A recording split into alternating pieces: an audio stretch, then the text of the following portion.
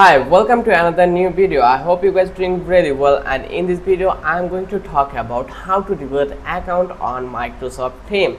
So as you can see, we are already in our Microsoft Teams and we have some account in here.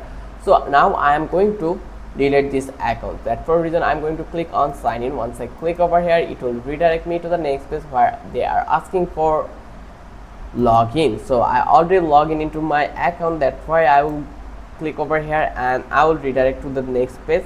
In here you can see this is the setting panel where we can allow to change anything we want. So here you can easily visit that place by using these options.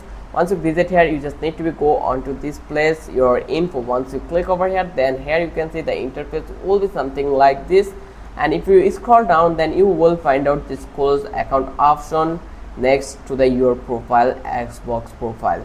So here you need to be click on to close account. Then now you can see how to close your Microsoft account.